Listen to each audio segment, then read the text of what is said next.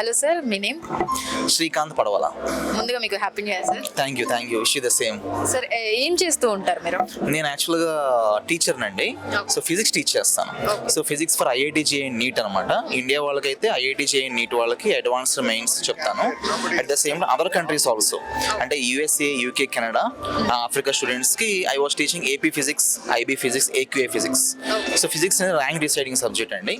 So ఎక్కువ మంది students ఏంటంటే maths, physics, chemistry 3 subject deciding అనమాట. బాగా ర్యాంక్ డిసైడింగ్ సబ్జెక్ట్ ఫిజిక్స్ అనమాట. ఎక్కువ మంది ఫెయిల్ అయ్యి కూడా దాంట్లోనే. సో నేను ఆల్రెడీ ఒక 13 years నుంచి లీడింగ్ ఇన్స్టిట్యూట్స్లో వర్క్ చేసి ఓన్గా ఒక ఆన్లైన్ ప్లాట్ఫామ్ స్టార్ట్ చేస్తున్నాను అనమాట.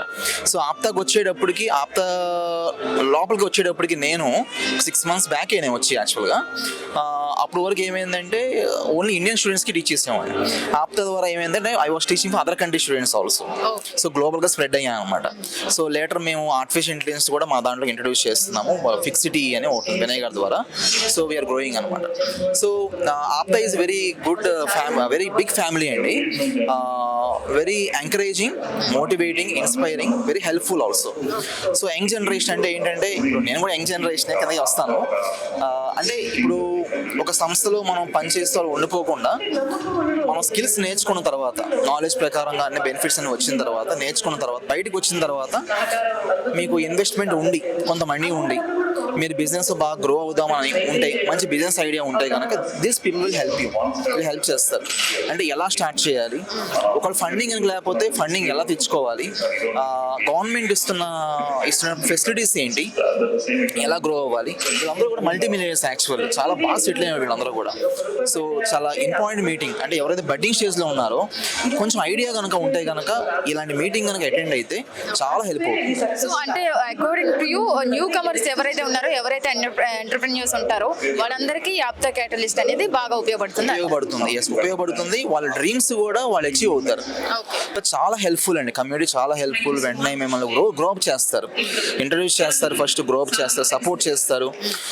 It will be very good platform for budding అండి. సో న్యూ కమర్స్ కి మీ వైజ్ గా అయితే మీరు ఇచ్చే సజెషన్స్? నా సజెషన్స్ ఏంటంటే మేడం, ఇప్పుడు ఫస్ట్ ఫైర్ ఉండాలి. Okay, idea should be clear, చాలా క్లియర్గా ఉండాలి. ఇన్వెస్ట్మెంట్ ఉండాలి. ఇన్వెస్ట్మెంట్ కనుక లేకపోతే ఆ సోర్సెస్ చెక్ చేసుకోవాలి. ప్లస్ ఇంకొకటి ఏంటంటే విజన్ క్లియర్గా ఉండాలి. మీరు ఏం చేద్దాం అనుకుంటున్నారు ఆల్రెడీ దాని గురించి ఐడియా ఉండాలి. ప్లస్ సబ్జెక్ట్ తెలిసి ఉండాలి. ఫర్ ఎగ్జాంపుల్ నేను ఫిజిక్స్ చెప్తున్నాను.